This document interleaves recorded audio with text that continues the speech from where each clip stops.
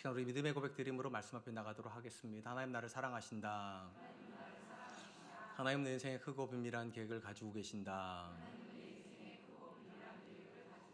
하나님 오늘도 나와 동행하셔서 그 계획을 이루어 주신다. 아멘. 그렇게 될 줄로 믿습니다. 아멘. 우리 주변을 보면 똑같은 일인데도 어떤 사람은 참 쉽게 하고 어떤 사람은 그걸 어렵게 하는 모습을 보게 됩니다. 음식을 참 뚝딱뚝딱 쉽게 잘하는 분들이 계시는가 하면 음식하는 걸 굉장히 어려워하는 분들도 계시고, 자녀를 참 쉽게 잘 키우는 분들도 계시지만 자녀 키우는 일에 엄청난 스트레스를 받는 분들도 계십니다. 이것은 신앙의 영역에서도 비슷하다고 생각합니다. 어떤 사람에게 신앙은 소가 꽃들에 끌려서 이리저리 끌려다니는 것처럼 정말 억지로 하시는 분이 계신가 하면, 어떤 분들은 교회 오는 것을 즐거워하고 기다렸다가 예배 오시는 분들도 계시는 것이 사실이기 때문입니다. 분명한 건 신앙생활을 즐거워한다고 해서 어떤 사람에게도 하나님의 말씀이 부담스럽지 않기 때문인 건 아니라는 것입니다. 모든 사람들에게 하나님의 말씀은 부담스럽습니다. 그것이 목사여도, 그것이 장로님이어도, 그것이 어떤 중직자여도 모든 말씀은 다 부담스럽습니다. 그런데 이 부담스러운 말씀을 조금이라도 즐겁게 받아들일 수 있는 방법은 존재한다는 것입니다. 오늘 우리가 살펴보기로 본문의 말씀이 이 부담이 되는 신앙이 우리에게 어떻게 하면 조금이라도 즐거운 여정이 될 수 있는가에 대한 말씀이라고 이해하시면 좋을 것 같습니다. 모세는 40년의 방황을 끝내고 하나님 약속하신 가나안 땅에 들어가서 정복하게 될 출애굽 2세대들에게 율법의 기본 중의 기본을 이렇게 정의를 합니다. 6장 4절 말씀입니다. 이스라엘아 들으라, 우리 하나님 여호와는 오직 유일한 여호와이시니. 히브리어로 쉐마 이스라엘로 시작된 이 신명기 6장 4절로 9절은 유대인들이 가장 사랑하는 말씀이기도 하고 양피지에 기록해서 항상 몸에 부착하고 다녔던 그런 말씀이기도 합니다. 더욱이 예수님께서 율법 중에 가장 큰 계명이 무엇이냐고 묻는 서기관에게 이 말씀을 가지고 대답했다는 거 우리가 알 정도로 이 말씀은 굉장히 귀한 말씀입니다. 모세는 이스라엘에게 가장 중요한 율법의 기본을 뭐라고 말하는가? 여호와 하나님, 하나님 여호와는 유일한 하나님이다, 이렇게 제시를 합니다. 하나님이 유일한 분이라는 선언은 사실 10계명의 가장 중요한 2계명인 1계명과 2계명을 요약한 선언이라고도 이해할 수 있을 것입니다. 그렇다면 모세가 이스라엘에게 왜 유일하신 하나님이 율법의 모든 정신 중에 가장 기본이라고 말을 하는가? 가나안 땅에 들어가서 그들이 제일 먼저 만나게 될 것이 우상이기 때문입니다. 가나안 땅은 수많은 우상이 존재하고, 만약 이 땅에 많은 신들이 있다면 필요에 따라서 이 신도 섬기고 저 신도 섬길 수 있겠지만, 모세는 뭐라고 말하는가? 신이라고 부를 수 있는 건 딱 한 분밖에 없다. 유일한 하나님. 그리고 이 믿음이 존재하면 우상 숭배는 철저하게 배척될 수밖에 없다. 그렇게 선언하는 것입니다. 우리가 본문에서 먼저 생각해 보려고 하는 것은 하나님께서 유일하시다는 믿음이 기독교 신앙의 본질을 구성한다는 것입니다. 신명기가 우리가 지금 보고 있는 말씀이고, 이 신명기 다음 책이 우리가 아는 것은 여호수아서인데, 이 여호수아서는 출애굽 2세대들이 하나님의 말씀에 순종하여 어떻게 그 땅을 정복했는가에 대한 기록이라면, 여호수아서 그 다음 책인 사사기는 정반대 기록입니다. 이 출애굽 2세대들의 자녀 세대가 그 땅에서 어떻게 하나님의 말씀을 떠나서 징계받았는가에 대한 기록이기 때문입니다. 그렇다면 왜 자녀 세대는 하나님을 떠나게 되었을까요? 사사기에 보면 이들이 살았던 삶을 이렇게 요약하는 모습을 보게 됩니다. 사사기 3장 5절로 6절입니다. 그러므로 이스라엘 자손은 가나안 족속과 헷 족속과 아모리 족속과 브리스 족속과 히위 족속과 여보스 족속 가운데에 거주하면서 그들의 딸들을 맞아 아내로 삼으며 자기 딸들을 그들의 아들들에게 주고 또 그들의 신들을 섬겼더라. 사사기 저자는 가나안 땅에 정착하게 된 자녀 세대들이 이방인들과 혼인을 했다라고 말을 하고, 그러면서 자연스럽게 그들이 섬기는 신을 섬겼다 기록을 합니다. 이는 모세가 이스라엘에게 지금 말했던 하나님만 유일하시다는 유일성 신앙을 버렸다는 이야기입니다. 그 유일신앙을 버리자마자 뭐가 들어오게 되니까 우상 숭배가 바로 들어왔고, 이것이 그들을 징계하게 만든 근본적인 이유가 됩니다. 하나님께서 유일하신 분이라는 것은 단순히 율법의 기본 정신만은 아닙니다. 성경에 나오는 모든 진리가 이 사실로부터 출발한다고 해도 과언이 아닙니다. 신학적으로 생각을 해보면 기독교 역사를 딱 3단어로 요약을 할 수가 있습니다. 첫 번째 단어가 창조, 타락, 구속 또는 구원이라고 부르는 단어입니다. 그리고 이 3가지 개념은 다 유일하신 하나님이란 개념과 연결이 되어 있습니다. 왜 우리가 하나님을 창조주라고 고백을 합니까? 만약에 이 땅에 하나님이 아닌 다른 신이 존재한다면 하나님이 지은 것 말고 나머지 것들은 누군가가 만들었다 말할 수 있겠지만, 하나님만이 유일하시기 때문에 그분만이 유일한 창조주라고 우리가 고백하는 거고, 이 고백에서 연장이 되어서 지금도 여전히 그 하나님만 이 땅을 다스린다고 우리가 믿는 거. 왜냐? 유일하신 하나님이시니까. 인간의 타락도 마찬가지입니다. 타락은 인류가 죄를 지었다는 사실에서 시작을 합니다. 중요한 건 성경이 말하는 죄의 개념이 잘못된 일, 악한 일에 대한 개념을 기본으로 하고 있다 않다고 제가 말씀드렸어요. 성경이 말하는 죄의 가장 중요한 개념은 벗어났다는 거예요. 왜 벗어난 건가? 길이 있다는 거죠. 길이 있어야 벗어나는 거잖아요. 그러면 중요한 거, 그럼 그 길을 누가 만들었냐는 거예요. 사람이 길을 만들어 놓고 우리끼리 여기서 벗어나면 죄라고 했다면, 엄밀히 말하면 죄는 없어야 되는 거예요. 길을 안 만들면 되잖아요, 사람이. 근데 죄가 가능하려면 누군가가 길을 만든 겁니다. 그리고 그 길을 만드신 분 우리는 유일한 하나님이라고 부르는 것입니다. 그리고 유일한 하나님이 계시지 않으면 근본적으로 죄도 사라지는 거예요. 우리 안에서 유일신 개념이 사라져버리면 우리는 내가 살고 싶은 대로 삽니다. 왜냐하면 절대적 기준이 사라져버렸기 때문이죠. 그러니까 죄도 유일하신 하나님으로부터 파생된 개념입니다. 마지막으로 기독교 구원도 역시 마찬가지입니다. 기독교 구원도 역시 유일하신 하나님이 정하신 방식으로만 구원이 되기 때문입니다. 왜 그런가? 만약에 우리가 죄를 우리 방식대로 지었고, 그리고 이 죄에 대한 구원의 길이 여러 가지가 있다면, 또 신이 여러 분이 있다면, 여러 구원이 있겠지만, 성경은 뭐라고 말하는가? 인류의 죄는 사람에게 짓는 걸 기본으로 하지 않습니다. 모든 죄는 다 근본적으로 하나님께 짓는 거예요. 왜냐? 하나님이 정하신 길에서 벗어난 거니까. 당연히 하나님에게 죄를 지었으면 하나님이 제시한 방식으로만 용서를 받습니다. 간단히 말하면, 저만 그런 건 아니겠지만 여러분도 부부싸움을 하시죠? 때로는 습관처럼도 하시죠? 자, 그러면 부부싸움을 하고 나면 사과를 해야 되잖아요. 자, 그러면 어떻게 사과를 하십니까? 저 같은 경우는 제가 좀 사과를 잘 못하는 편인데 또 사과를 해요. 그러면 제 안에 뭐라고 말하면, 일단 여보 사과해줘서 고마워, 여기까지 좋아요. 그럼 뭐라고 말하면, 그 다음 뭐가 이럴 때죠. 근데 여보 그거 내가 말한 거 아니잖아. 내가 원하는 건 그게 아니잖아. 이거잖아. 그러니까 저는 본질은 빼고 사과를 하는 거라는 거죠. 그러니까 제 안에 하는 말이 그게 아니라 여보 이거를 사과를 해야지. 무슨 말인가 하면, 우리가 죄를 내 멋대로 짓고 내 멋대로 셀프로 구원을 할 수가 없다는 거예요. 내가 하나님께 죄를 지었다면 하나님이 제시하는 방법에서만 구원을 얻습니다. 그리고 하나님께서 제시한 유일한 길은 무엇입니까? 천하 인간의 구원을 얻을 만한 다른 이름을 주신 적이 없습니다. 오직 예수의 이름으로만 구원을 얻습니다. 유일하신 하나님이 그 길을 정하신 거예요. 그리고 예수님께서 땅에 오셔서 뭐라고 선언하셨는가? I am the way. 내가 하나님께 이르는 유일한 길이다. 유일하신 하나님께서 유일한 구원의 길을 만드셨고 그 길이 예수님이라고 선언을 하신 겁니다. 그래서 우리가 유일신 신앙이 사라져버리면 창조의 개념도 사라지고 죄의 개념도 사라져버리고 구원의 개념도 사라지는 것입니다. 우리가 사는 현대 사회는 진리의 절대성을 부정하고 모든 종교 안에 다양한 진리가 존재한다고 하는 종교다원주의 신앙을 가지고 있습니다. 그렇기 때문에 종교다원주의 세계에서 가장 어려움을 겪는 종교가 있습니다. 기독교입니다. 왜냐? 기독교가 배타적이거든요. 유일하신 하나님을 믿습니다. 그러다 보니까 다양한 종교의 다양한 진리를 주장하는 사회가 끊임없이 기독교를 저항을 합니다. 왜 그러냐고. 다른 종교의 진리를 인정하라고, 다른 종교의 구원이 있음을 인정하라고. 우리가 만약에 기독교가 유일신 신앙에 출발하지 않았다면 얼마든지 그걸 받아들일 수 있어요. 근데 그걸 받아들이지 못하니까 끊임없이 세상이 우리에게 저항을 합니다. 이것이 교회 바깥에 있는 교회에 대한 저항이라면 교회 안에 있는 저항은 조금 다릅니다. 정반대입니다. 교회가 유일신 하나님을 믿지 못하기 때문에 벌어지는 문제가 있어요. 가장 대표적인 문제가 믿음과 삶이 분리가 된다는 것입니다. 교회 안에서는 하나님이 이 공간을 다스린다고 믿으니까 말씀을 따라서 예배도 드리고 기도도 드리지만, 교회 문을 나가는 순간부터 세상은 마치 하나님이 다스리는 영역이 아닌 것처럼, 또 누군가가 다스리는 곳인 것처럼 삶을 다르게 산다는 거예요. 만약에 하나님만이 유일하시다면 교회에서 사는 방식과 세상에서 사는 방식이 같아야 되겠죠. 왜냐하면 같은 공간을 하나님께서 다스리시는 거죠. 여기도 다스리시고 세상도 다스리시니까. 근데 안타깝게도 우리가 이 사실을 믿지 못합니다. 그래서 교회에서는 믿음대로 살아야 되지만 세상에서는 세상의 방식으로 살아야 된다. 그래서 세상과의 타협이 시작됩니다. 그러면서 어떤 일이 벌어집니까? 그들처럼 자녀를 키웁니다.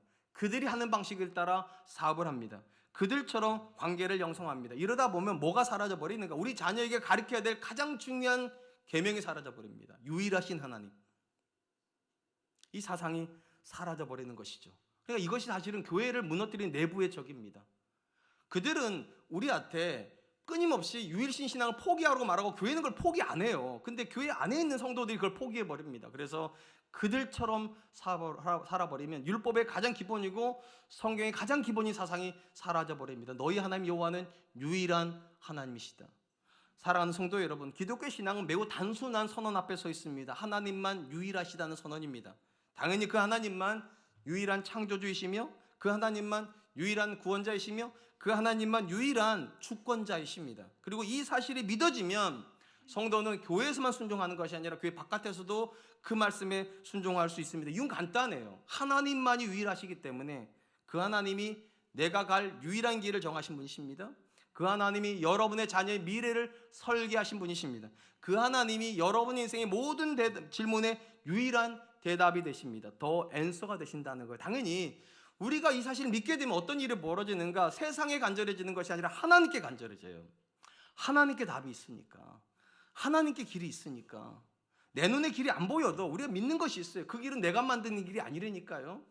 하나님이 만드세요. 그래서 제가 우리 아들들한테 늘 했던 말이 있어요. 아빠에겐 답이 없지만 너에게도 그 답은 없지만 하나님께는 답이 있다.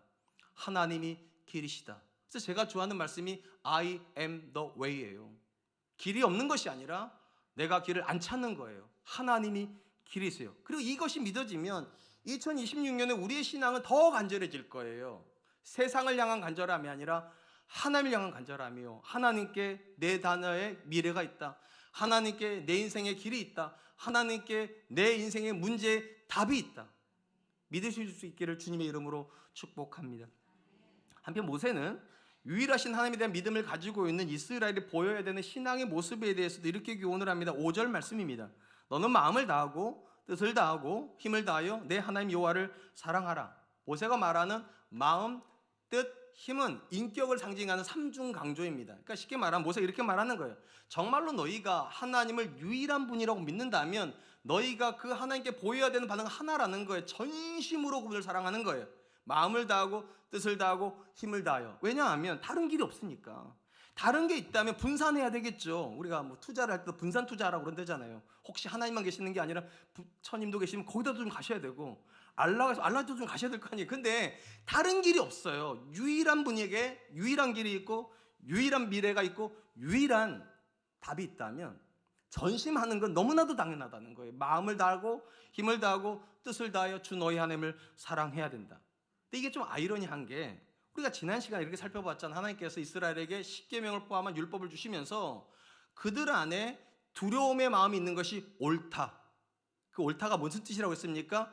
좋다, 선하다, 아름답다. 그러니까 하나님은 누군가가 하나님을 두려워하면 그가 말씀에 순종하게 되고 그러므로 복을 받기 때문에 이것이 옳다 이렇게 말씀하시는 거예요. 근데 오늘 본문에 와가지고 뭐라고 말씀하시는가? 두려워하는 것이 신앙의 출발점이지만 그것이 신앙의 전부는 아니라는 거예요. 지향점이 따로 있대요. 어떤 게 지향점인가? 하나님을 전심으로 사랑하는 거. 그러니까 내가 하나님을 두려워하는 건 기본 중에 기본이 시작된 거 신앙이. 그리고 이 신앙이 성숙되어지면 성숙되어질수록 어떤 일이 벌어지는가? 하나님을 사랑하는데 전심으로 사랑하게 된다는 거예요. 근데 이게 여러분들이 지금 생각하는 건 단순한 문제가 아닌 것이 우리 안에서 이 두 가지 개념은 같이 가기 쉽지가 않아요. 두려워하는데 사랑한다. 그런 일이 쉽지가 않은 이유가 일반적으로 우리는 누구를 사랑합니까? 내게 잘해주는 사람이요. 친근한 사람을 사랑한단 말이에요. 제가 제 아내한테 처음부터 갑자기 가서 내가 당신 좋아합니다 이러지 않았단 말이에요. 처음부터는 어떻게 합니까? 초콜릿 사다 주고 사탕 사다 주고 편지 쓰고 꽃도 갖다 주고 이러면서 어느 날 갑자기 사랑한다고 하니까 훅 들어오는 거죠. 왜냐하면 친근한 사람이 사랑한다고 말하면 이건 받아들이기가 쉬워요. 근데 매일같이 제가 제 아내를 째려다보고 말마다 막 툭툭 쏘고 무섭게 하고 그러다 어느 날 갑자기 내가 사랑한다고 그러면 제 아내가 그걸 받아들였겠냐고요. 쉽게 말하면 친근함과 사랑은 같이 갈 수 있어요. 근데 두려움과 사랑이 같이 갈 수 있는가? 이게 신앙인 거예요. 우리의 개념으로는 절대 같이 갈 수 없는 두 단어가 함께 가는 거. 오늘 보면 우리가 두 번째 살펴보려고 하는 게 바로 그것입니다. 성경이 말하는 신앙의 본질은 무엇인가? 하나님을 두려워하지만 사랑하는 거예요. 그냥 사랑하는 것이 아니라 전심을 다해서 사랑하는 거. 제가 앞에서 말씀드린 것처럼 이 두 개념이 같이 가는 게 굉장히 어색해요. 어떻게 두려우신 하나님을 내가 전심을 다해 사랑할 수 있는가? 그래서 모세가 독특한 표현을 쓰는 거예요. 너는 마음을 다하고 뜻을 다하고 힘을 다하여. 내 하나님 여호와를 사랑하라고. 너의 하나님 여호와라고. 멀리 있어서 무섭기만 한 존재가 아니라 너의 가까이 계셔서 너의 가운데서 너를 사랑하고 계신 하나님을 네가 사랑하는 거라고. 무슨 말인가? 하나님께서 이 땅에 많은 민족 중에 이스라엘을 선택하셔서 그들의 하나님 되셨다는 표현이 너의 하나님이라는 표현이에요. 너의 하나님. 근데 이게 세 가지 관점에서 굉장히 놀라운 선언이에요. 첫 번째 선택은 이런 거, 첫 번째 마음. 이 땅에 많은 신들이 있다 치죠. 그러면 어떤 신은 이 민족을 선택할 것이고 어떤 신은 저 민족을 선택하고 이럴 텐데, 놀랍게도 많은 신이 아니라 한 분밖에 안 계시는데 그분이 너를 선택하셨다고. 한 분이신데 그분이 너를 선택. 이게 첫 번째 놀라운 거예요. 두 번째 놀라운 건 뭐냐? 이 땅에 그러면 이스라엘밖에 없어서 하나님께서 이스라엘 선택하셨냐는 거예요. 그게 아니라는 거예요. 많은 민족이 있고 하나님 한 분이신데 그 많은 민족을 다 제끼고 너를 찾아내서 내가 너의 하나님 됐다고 말씀하셨다고. 이게 두 번째 놀라운 거예요. 세 번째는 더 놀라워요. 그러면 이스라엘이 탁월해서 선택하셨냐는 거예요. 정반대라는 거예요. 사실은 가장 하나님의 선택을 받을 수 없는 민족이었던 너희가 하나님께 선택을 받았다. 모세가 이렇게 말을 합니다. 신명기 7장 6절로 7절입니다. 너는 여호와 내 하나님의 성민이라. 내 하나님 여호와께서 지상 만민 중에서 너를 자기 기업의 백성으로 택하셨나니 여호와께서 너희를 기뻐하시고 너희를 택하심은 너희가 다른 민족보다 수요가 많기 때문이 아니니라. 너희는 오히려 모든 민족 중에 가장 적으니라. 모세가 뭐라고 말하는가? 하나님이 너희를 선택하셨는 게 이게 왜 충격적인 사건이냐? 너희는 모든 민족 중에 가장 미천하다는 거예요. 가장 부족하고 가장 연약하다. 그러겠죠. 노예로 400년 살았으니까. 여러분이 민족을 선택해야 된다면 누구를 선택하시겠어요? 아메리카겠죠. 아니겠어요? 가급적이면 큰 나라, 성공한 나라, 힘 있는 나라, 부유한 나라를 선택할 땐 놀랍게도 하나님은 그것들 다 제끼고 가장 힘이 없는 이스라엘을 선택하셨다고. 이건 감격을 넘어 충격인 거예요. 그러니까 이 충격이 정말로 받아들여졌다면 전심으로 사랑하는 것이 옳다는 거예요. 제가 지금까지 살아오면서 제가 맺었던 관계 중에 충격적인 관계는 딱 두 가지밖에 없어요. 첫 번째 관계, 충격적인 관계는 제 아내와의 관계예요. 저는 진짜 제 아내한테 잘해줬어요. 그리고 어느 날 제가 이 말은 안 하면 너무 후회할 것 같아가지고 그냥 툭 내가 당신을 좋아합니다 말하고 이제 헤어지려고 그랬어요. 근데 툭 말했는데 툭 받아들이더라고요. 저 이게 충격이었어요. 어떻게 이런 여자가 내가 고백한다고 받아주지? 이건 감격을 넘어서서 나한테 충격이었어요. 그래서 한동안 잘해줬어요. 결혼하고 나서요. 근데 이게 좀 익숙해지더라고요. 만만해지더라고요. 일단 그 충격이었어요. 두 번째 충격이 뭔가, 제가 남서른의교회라고 하는 교회에서 이제 부목사 생활을 했는데 거기가 목사님이 한 30분 정도 계세요. 저는 제 생각에 저희 담임 목사님이었던 홍정일 목사님이 제 이름을 모를 거라 생각을 했어요. 그래서 이렇게 김 목사, 이 목사, 최 목사, 정 목사, 전 정 목사니까 그렇게 생각하신 줄 알았는데, 부목사 생활 몇 년 하다가 어느 날 화장실을 가다 이렇게 마주쳤어요. 근데 마주쳤으면 저한테 정 목사 잘 지내냐 이럴 줄 알았는데 저를 환하게 보시면서 뭐라고 그러시는가? 원준아 잘 지내냐? 그러시는 거예요. 왜냐면 저희 홍정일 목사님이 제 아버지랑 동갑이셨거든요. 그러니까 그분한테 아들 같은 거예요. 그러니까 저 아들 같은 목사를 보시면서 평소엔 절대 그러지 않으세요. 아주 근엄하신데 화장실 지나가다가 원준아 잘 지내냐? 충격이었어요. 저분이 내 이름을 아시는구나. 나를 이렇게 환하게 맞아주시는구나. 근데 여러분, 하나님이, 그 절대적인 하나님이 여러분을 아신다면 충격 안 받겠습니까? 그것이 여러분들 감격이 안 되겠습니까? 그것이 감격이 되면 마음을 다하고 힘을 다하고 뜻을 다하는 게 어렵겠습니까? 지금 모세가 하는 이야기가 그거예요. 너희한테 그냥 억지로 사랑하라는 게 아니라고. 하나님이, 유일하신 하나님이 너희를 사랑하되 상식적이지 않은 사랑, 이 땅의 많은 민족을 다 두고 너희를 사랑하신다고. 그리고 그 내가 너희 마음에 있다면 마음을 다하고 뜻을 다하고 힘을 다하여 사랑하는 것이 왜 어렵겠냐고. 기독교 신앙을 설명하는 가장 대표적인 단어가 우리가 아는 것처럼 은혜라는 단어입니다. 이 은혜는 받을 자격이 있는 사람이 뭔가를 받을 때 쓰는 단어가 아니죠. 받을 자격이 없는 사람이 하나님께 뭔가를 받을 때 은혜다 이렇게 말하는 겁니다. 도무지 감당할 수 없는 은혜. 이게 표현이 정확히 맞죠. 그리고 오늘 본문에서 모세가 말하는 것도 마찬가지예요. 너희가 하나님에게 도무지 감당할 수 없는 은혜를 받았다고. 왜냐? 하나님 너희 하나님 되어버렸으니까. 그리고 이 은혜가 너희에게 순종을 요구한다는 거예요. 순종을요. 그리고 이것이 이스라엘만의 문제는 아니에요. 하나님께서 이 땅에서 구원을 주신 모든 사람들에게는 다 은혜의 구원입니다. 은혜의 구원. 바울이 이렇게 말을 하죠. 디모데전서 1장 15절. mit보다 모든 사람이 받을 만한 이 말이요 그리스도 예수께서 죄인을 구원하시려고 세상에 임하셨도다 하였도다. 죄인 중에 내가 괴순이라. 바울이 뭐라 말하니까 아름답다고 선언. 아름답다. 왜 아름다운가? 하나님께서 구원받을 만한 사람을 구원한 것이 아니라 죄인을 구원하시려고. 도무지 구원받을 수 없는 사람들을 찾아가셔서 하나님이 그들에게 구원을 주셨다고. 그래서 모든 구원은 은혜인 거예요. 감격인 거고. 더더군다나 바울이 자기 구원을 뭐라고 말합니까? 내가 죄인 중에 괴수다. 쉽게 말하면 하나님께서 이 땅에서 은혜를 주실 때 유일하게 빼먹어도 되는 사람이 자기였다는 거예요. 가장 나쁘게 살았고 가장 악하게 살았는데 놀랍게도 이런 나에게도 은혜를 주셨다고. 이게 왜 중요한가? 예수님 이후에 교회 역사에서 가장 열심히 가장 최선을 다해서 가장 많은 일을 했던 헌신과 수고의 아이콘을 꼽으라면 사도 바울입니다. 바울이 가장 많은 교회를 개척했고 가장 많은 성경을 기록했으며 가장 많은 수고를 했습니다. 근데 바울이 그 모든 수고를 하고도 뭐라고 말을 합니까? 나 된 것은 하나님의 은혜로 된 것이다. 이 말을 오해하지 마세요. 수고 안 했다는 말이 아니에요. 헌신 안 했다는 말이 아니에요. 고생스럽지 않았단 말이 아니에요. 근데 본질이 이런 거 아니에요. 은혜가 있어서 했다는 거예요. 은혜가 있어서 했는데 왜 수고만 얘기하냐는 거예요. 왜 헌신만 얘기하냐는 거, 왜 희생만 얘기하냐고. 은혜가 없었으면 어떻게 했겠냐는 거, 이거를. 그래서 바울이 쓴 유명한 표현이 있어요. 은혜가 강권하시는도다.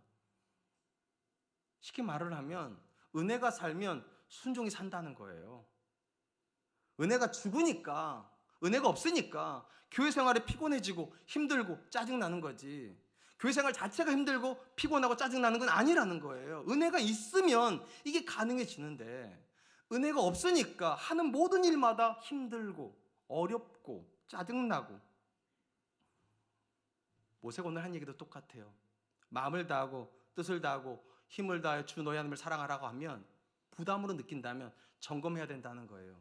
하나님이 너의 하나님 되심에 대한 감격이 없는 거 아니냐고. 여러분들은 하나님 있는 것이 여러분 인생의 감격입니까? 나 같은 사람이 어떻게 예수님 믿었을까요? 나 같은 사람에게 어떻게 그 은혜가 임했을까요? 어떻게 나 같은 사람에게 그런 배우자를 주시고 어떻게 나 같은 사람에게 그런 자녀를 주시며 어떻게 나 같은 사람에게 이렇게 좋은 교회를 주셨을까? 이게 감격이 되면 순종은 그냥 따라오는 거예요. 은혜가 강권하는 거니까. 지금 모세가 하는 얘기가 그거예요. 너희 하나님 여호와가 유일하신 분이고 그 하나님을 너희가 너희 하나님으로 믿는다면 그 하나님을 사랑하는 것이 지극히 당연하다. 사랑하는 성도 여러분, 하나님께서 이스라엘을 출애굽시키신 다음에 바로 가나안 땅 내려가신 게 아니라고 그랬죠. 중간 기착지가 있어요. 어디입니까? 시내산입니다. 시내산 하나님께서 어떻게 하셨습니까? 율법을 주셨어요. 부담스러운 율법을 주셨는데 중요한 거 율법을 주시기 전에 먼저 주신 게 있다는 거예요. 은혜를 먼저 주셨습니다. 10가지 재앙을 통해서 출애굽의 기적을 먼저 보여주셨어요. 홍해 앞에서 길이 없는 길을 열어주시는 기적을 보여주셨어요. 광야길에서 낮에는 구름 기둥을, 밤에는 불 기둥을, 아침에는 만나를, 저녁에 메추라기를, 상상도 할 수 없는 은혜를 먼저 베풀어 주심으로 보여주신 것이 있어요. 내가 너희 가운데 있다. 내가 너를 사랑한다. 천하 만민 중에 내가 너희만 안다. 그리고 율법을 주신 거예요. 왜냐? 율법은 힘든데 은혜가 있으면 가능해지는 거예요. 신앙도 똑같아요. 신앙이 쉽다고 저는 전혀 생각하지 않아요. 근데 이 신앙을 가능케 만드는 에너지가 우리 안에 이미 들어와 있어요. 여러분 안에 있어요. 근데 이 은혜를 자꾸만 상실하는 게 문제죠. 제가 아까 말씀드렸잖아요. 저한테 제 아내는 충격이었다고. 나는 그런 아내랑 결혼하는 게 내 인생에 있을 수 없는 일이라 생각했어요. 결혼을 했어요. 1년 정도는 잘해준 것 같아요. 그러니까 평범해지더라고요. 은혜가 평범해져요. 근데 최근에 다시 이 은혜가 살아나요? 제가 아는 게 있어요. 은혜는 꺼지는 게 아니라는 것을요. 안 꺼져요, 여러분. 살아날 수가 있어요. 은혜를 회복하라는 얘기를 그래서 하는 거예요, 여러분. 여러분 인생 가운데 하나님 은혜 주셨기 때문에 예수 믿었을 거예요. 분명히 한때는 엄청나게 감격이 있었을 거예요. 그리고 지금도 그 감격이 필요합니다. 여러분 안에 있어요. 되돌아보세요. 어떻게 살아왔는지, 하나님이 어떤 은혜를 내게 주셨는지, 그리고 다시 감격하세요. 감격이 회복이 되면 신앙생활은 쉬워집니다. 혹시 여러분 인생에 난 은혜가 없었다고 생각되신다면 기도하세요. 왜냐? 하나님이 은혜 베푸시기를 기뻐하신다고 성경이 기록하고 있으니까. 그리고 그 은혜를 받으시고 신앙생활 할 수 있기를 주님의 이름으로 축복하고, 2026년의 사랑과 은혜교회는 은혜가 날마다 충만하여 모든 것이 순종이 되고 모든 것이 감격이 될 수 있기를 주님의 이름으로 축복합니다. 마지막으로 모세는 가나안을 정복할 여호수아 세대에게 자녀들에게 해야 되는 신앙의 의무에 대해서도 교훈을 합니다. 6절로 9절입니다. 오늘 내게 명하는 이 말씀을 너는 마음에 새기고 내 자녀에게 부지런히 가르치며 집에 앉았을 때이든지 길을 갈 때이든지 누워있을 때이든지 일어날 때이든지 이 말씀을 강론할 것이며 너는 또 그것을 내 손목에 매어 기호를 삼으며 내 미간에 붙여 표를 삼고 또 내 집 문설주와 바깥문에 기록할지니라. 자, 모세가 이렇게 말하는 거예요. 유일하신 하나님에 대한 믿음이 있다면 네가 마음을 다하고 뜻을 다하고 힘을 다해서 사랑하고 그리고 똑같이 네 자녀에게 그 하나님을 가르치라고. 순서가 그렇게 가는 거예요. 유일하신 하나님에 대한 믿음이 사랑을 만들고 사랑이 자녀를 가르치게 만든다. 오늘 본문에서 우리가 마지막으로 살펴보려고 하는 것은 신앙교육의 가장 중요한 본질은 부모의 하나님 사랑이라는 겁니다. 부모가 얼마나 하나님을 사랑하는가가 신앙의 전수를 결정한다는 말이에요. 저희 집에는 남자가 3명, 여자가 1명 삽니다. 그리고 제 아내가 저를 자꾸만 첫째 아들이라고 부릅니다. 우리는 아들이 3명 있는 거예요. 자, 동서고금을 막론하고 부모가 가장 사랑하는 대상은 배우자지요. 거짓말하지 마세요. 부모가 가장 사랑하는 대상은 자녀죠. 그리고 부모가 가장 사랑하기 때문에 하는 가장 자연스러운 행동이 뭡니까? 가장 좋은 거 주는 거예요. 제가 앞에서 말씀드려서 저희 집에 아들이 3명이 있어요. 저희 두 아들은 다 바깥에 나가 살아요 지금요. 가끔씩 와요. 저랑 제 아내가 거의 대부분 같이 보냅니다. 저녁 때 저와 제 아내는 항상 풀떼기를 먹습니다. 샐러드를 먹는다는 얘기예요. 샐러드를 먹고 닭가슴살 먹고 과일을 먹습니다. 오해하지 마세요. 제 아내가 대충 먹어 해서 먹는 게 아니에요. 제가 그렇게 차려달라고 그러는. 요즘 와서 자꾸 제 몸이 좀 비대해지는 것 같아서 살을 좀 빼야 되겠다는 생각이 들어서 샐러드로 해달라고 부탁을 한 겁니다. 그런데 제 아내가 우리 아들들이 온다는 소식을 듣는 순간 어떤 일이 벌어지는지 상상 안 하셔도 될 거예요. 코스트코 갑니다. 좋은 고기 사야 되니까. 코스트코까지 못 가면 이마트라도 갑니다. 그리고 요리하는 게 아주 즐거워요. 음악 틀어놓고 막 해요. 저한테 샐러드 해줄 때 뭐 대충 갖다 놓는데. 근데 그때 아는 게 있어요. 야, 내 아내는 이제 내가 아니라 내 아들들을 더 사랑하는구나. 이게 기분이 하나도 안 나쁜 게 내 아들들이라서. 이게 무슨 말인가 하면 부모가 가장 사랑하는 것을 자녀에게 주는 것이 본능입니다. 제가 이렇게 말씀드렸잖아요. 부모가 하나님을 유일한 분으로 믿고 그 하나님 내 하나님이라는 것에 감격이 있어서 정말 마음을 다하고 뜻을 힘을 다해 사랑한다면 이 부모에게 가장 귀한 건 하나님이에요. 그럼 이 가장 귀한 걸 사랑하는 자녀에게 줄까요, 안 줄까요? 주죠. 그래서 이렇게 가는 거라니까요. 정말 하나님을 믿고 그 하나님에 대한 감격을 가지고 전심으로 사랑하고 있는데 자녀에게 안 가르칠 수 있겠냐는 거예요. 당연히 가르치지. 전심을 다해서 가르치지. 가장 좋은 고기 주면서, 가장 좋은 옷 입히면서, 가장 좋은 거 다 해주면서 왜 가장 좋은 하나님 안 주시겠냐고. 당연히 그렇게 가는 거라고. 특별히 오늘 본문에서 부모가 자녀에게 말씀을 가르치는 행동은 2가지 문장으로 요약이 됩니다. 첫 번째 문장은 말씀을 마음에 새기고, 두 번째 부지런히 가르쳐라. 자, 부모가 하나님의 말씀을 마음에 새깁니다. 일반적으로 이건 우리는 암송하는 거라고 생각을 해요. 근데 이게 암송도 있겠지만 지난주에 말씀드린 것처럼 진리는 지식으로 전달되지 않는다고 말씀드렸어요. 어떻게 전달이 됩니까? 삶에서 삶으로요. 당연히 마음에 새긴다는 건 내 삶에 새긴다는 겁니다. 부모가 자기 삶에 살았던 삶을 가지고 자녀에게 전달한다는 거예요. 근데 부모가 이렇게 하지 않는다는 거. 나는 살고 내 자녀가 알아서 배웠겠지. 이게 아니라 산 다음에 자녀에게 부지런히 가르친다는 거예요. 부지런히. 언제 가르쳐야 되는가? 삶의 모든 영역에서. 앉아있을 때, 걸어갈 때, 누울 때, 일어날 때. 그러니까 자녀의 삶의 모든 반경에서 부모는 하나님의 말씀을 항상 부지런히 가르치고 있고 있어야 된다. 자, 문자적으로 놓고 보면 이 말씀은 어떤 의미를 우리가 가지고 있는가? 자녀에게 계속 말씀을 가지고 쪼아야 된다. 조져버려야 된다. 이런 말씀은 죄송해요. 세뇌교육 시키는 것처럼 이해하는 분들이 계세요. 그래서 계속 교회 다녀야 돼, 기도해야 돼, 성경책 읽어야 돼, 주일학교 가야 돼, 수련회 가야 돼. 자, 한번 여쭤볼게요. 이 자리에 계신 분 중에 그렇게 안 한 분 계세요? 자녀한테. 없을걸요?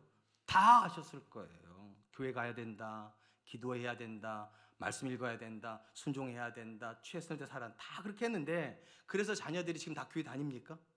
참 신기하잖아. 우리 이 말씀대로 했는데, 앉아있을 때나 길을 갈 때나 누워있을 때나 일어날 때나 나는 계속 말씀을 가르쳤는데, 왜 우리 자녀는 갑자기 청소년 부서 때부터 안 가기 시작했을까요? 왜 청년부대 교회를 탁 끊어버렸을까요? 난 분명히 부지런히 가르쳤는데.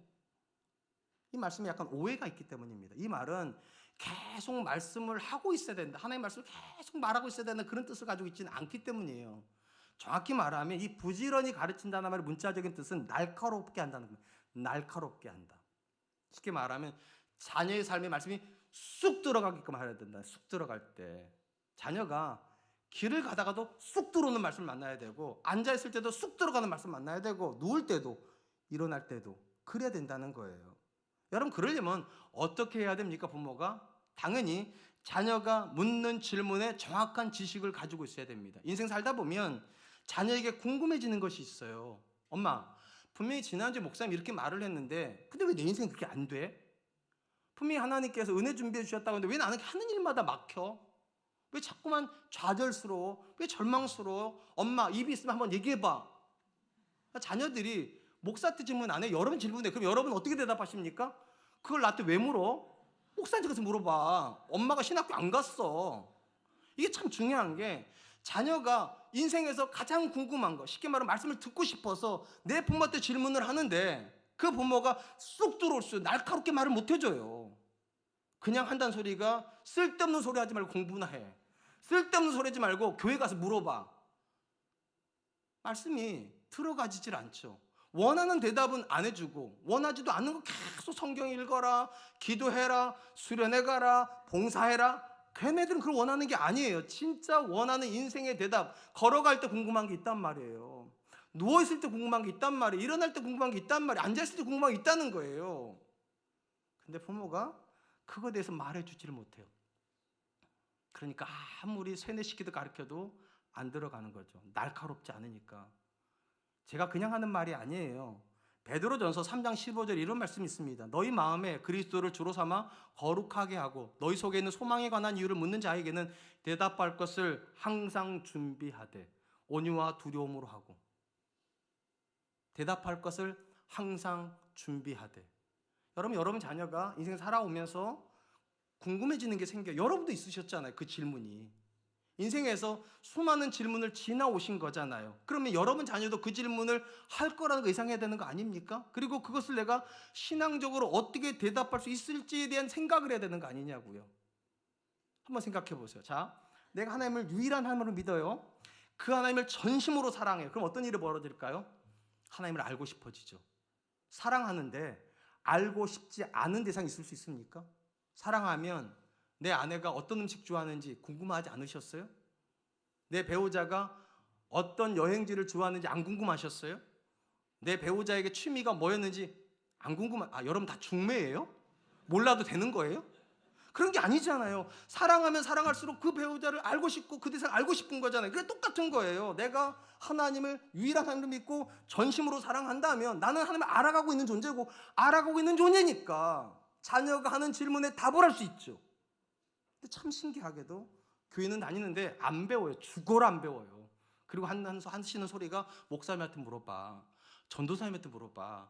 엄마 아빠는 신학교 안 다녔어. 자녀는 여러분들에게 질문하는데, 그러니까 아무리 가르쳐도 안 들어가지죠. 그 대답은 부모가 해야 되는 대답이거든요. 그 대답은 엄마가 해줘야 되는 대답이거든요. 저는 이게 쉽지 않다는 거 알아요. 제가 지금 사역만 30년째 하고 있어요. 전도사부터.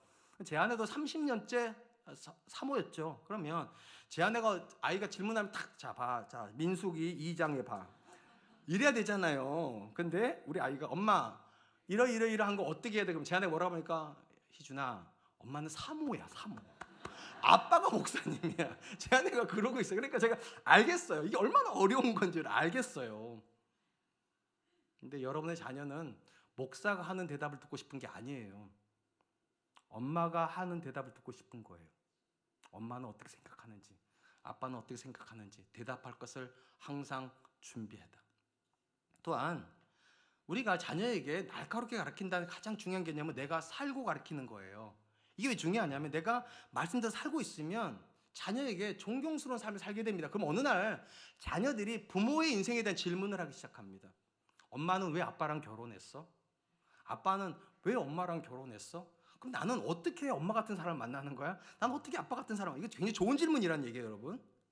삐딱하게 왜 저런 인간이라고 이런 게 아니에요, 이게. 엄마 아빠가 말씀대로 사니까 너무 좋아 보이고 나도 저런 인생을 살고 싶은데 어떻게 하면 아빠 같은 사람을 어때 엄마 같은 사람을 물어보지 않겠냐고요. 그때 여러분이 해줄 수 있는 대답 뭐냐는 거예요. 좋은 학교 다녀. 열심히 살아. 그게 여러분 대답입니까? 아니면 하나님을 사랑하는 마음에서 나오는 진심 어린 여러분의 대답입니까? 그러니까 근본적으로 우리가 부지런히 가르친다는 말은 지식을 계속 말하고 있다는 얘기는 아닙니다. 진짜는 내 인생에서 나오는 말을 그 자녀에게 해주는 거예요. 우리도 그 자녀 시절이 있었잖아요. 우리도 고민이 있었잖아요. 여러분들도 수많은 문제를 통과하면서 여기까지 오신 거 아니겠어요? 근데 왜 내 자녀에게 해줄 말이 없냐는 거예요, 신앙적으로. 이유는 간단하죠. 이 앞에 두 가지가 너무 느슨해졌기 때문인 거예요.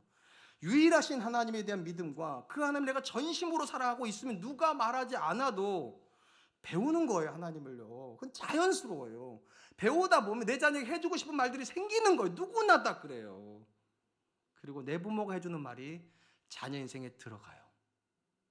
우리 아빠가 해주는 말이 자녀 인생에 들어가요. 목사가 해주는 말이 들어가는 게 아니에요. 신학자가 해주는 말이 아니에요. 내 엄마가, 내 아빠가, 내가 가장 믿고 가장 신뢰하는 내 인생의 선배님이 해주는 말이니까. 사랑하는 성도 여러분, 하나님께서 우리 자녀에게 주신 가장 큰 은혜가 뭘까요? 감히 말씀드리면 믿는 부모가 가장 큰 은혜입니다. 이 말을 이렇게 들으시면 안 돼요. 믿는 부모가 자녀에게 주는 무언가가 아니라 믿는 부모 자체가 하나의 은혜라는 얘기예요. 왜냐? 하나님께서 믿는 부모를 그 자녀 앞에 세우심으로 자녀들이 그 신앙을 배우게 하신 거니까. 그러니까 자녀들은 그래서 이 부모한테 질문을 하는 거예요. 이 부모한테. 엄마는 왜 그렇게 살았어? 아빠는 왜 그렇게 살았어? 엄마는 내가 어떻게 살았으면 좋겠어? 아빠는 내가 어떤 사람 됐으면 좋겠어? 제가 지금도 잊지 못하는 장례식이 하나가 있어요. 어머니를 떠나보내는 장례식이었어요. 아들이 엄마에게 이렇게 말합니다. 엄마, 너무 고마워. 엄마가 내 엄마인 게. 엄마가 얘기를 합니다. 엄마도 너무 좋았어. 내가 너희 엄마로 살아왔던 것을. 아들이 다시 얘기를 합니다. 내가 다시 태어날 수 있다면 내가 하나님께 기도해서 엄마의 아들로 다시 태어나고 싶어. 난 엄마가 너무 좋아. 엄마가 내 엄마인 게 너무 좋아. 그리고 이렇게 말합니다. 천국에 가서 꼭 다시 만나. 그때도 꼭 내 엄마 해줘. 그게 저한테는 굉장한 충격이었어요. 굉장히 부잣집이에요, 그 집이에요, 사실은요. 근데 엄마가 많은 유산 남겨줘서 고마워. 땅 내 앞으로 옮겨줘서 고마워. 기업 이게 아니에요. 그냥 엄마가 내 엄마인 게 너무 좋았어. 내가 엄마의 아들로 살았던 게 너무 행복했어. 그런 생각이 들었어요. 과연 우리 아들들도 나한테 그럴까? 우리 아빠가 내 아빠인 게 가장 좋고 우리 엄마가 내 엄마인 게 가장 좋을까? 그냥 인격 자체가 은혜일까? 내 자녀로 자라는 것 자체가 은혜일까? 이게 저한테는 거룩한 부담이었어요. 그래서 전 제 아들들한테 해주고 싶은 말이 참 많았으면 좋겠다 싶었어요. 왜냐면 신앙이 그런 거니까. 부지런히 가르치는데 그냥 가르치는 게 아니라 날카롭게 가르치는 거니까. 아빠가 살아보니까 이 말씀은 옳더라. 엄마가 살아보니까 이 말씀대로 사는 것이 맞더라. 그래야 자녀가 말할 게 아니라 내가 사랑하는 아빠가 하는 말이니까 아빠 말대로 할게요. 내가 존경하는 엄마가 하는 말이니까 내가 엄마 말대로 할게요. 신앙은 그렇게 전수가 되는 거예요. 그냥 쇠뇌하듯 계속 말을 하고 또 하고 신앙을 강조하고 또 강조하는 게 아니라 엄마 아빠의 인격을 타고서 은혜의 고백 속에서 날카롭게 들어가는 그 말이 자녀에게 신앙을 물려주게 된다. 오늘 보면 말씀은 연결되어 있어요. 그래서요. 유일하신 하나님이 유일한 길입니다. 그걸 믿으면 하나님이 내 하나님 됐다는 게 감격이 되어서 전심으로 사랑하게 되고 전심으로 사랑하게 되면 배우기 때문에 어쩔 수 없이 가르치고 싶어져요. 자녀에게 많은 말 해주고 싶어요. 많은 거 전수해주고 싶어요. 그리고 날카롭게 가르치기 위해서 더 많이 고민해요. 그러므로 여러분, 전 여러분들이 여러분 자녀에게 은혜가 되기를 축복합니다. 이제 말씀을 맺으려고 합니다. 오늘 보면은 모세가 가나안 땅에 들어가야 될 출애굽 2세대들한테 율법의 기본 중에 기본 세 가지를 가리키는 겁니다. 첫 번째 가장 기본이 뭐라고요? 너희 하나님 여호와가 유일하신 분이시다. 그분에게만 길이 있다. 그분에게만 미래가 있다. 그분에게만 길이 있다. 당연히 하나님께 전심해야죠. 두 번째, 그 하나님이 너의 하나님이다. 이것이 감격이 되고 충격이 되어서 마음을 다하고 뜻을 다하고 힘을 다해서 하나님을 사랑하는 것이 옳다. 마지막 세 번째, 내가 그 하나님을 전심으로 사랑하고 있다면 배울 것이고 배우게 되면 그 하나님을 내 자녀에게 가르치는 것이 너무나도 당연하다. 그냥 가르치는 것이 아니라 부지런히 가르친다. 어떻게요? 날카롭게요.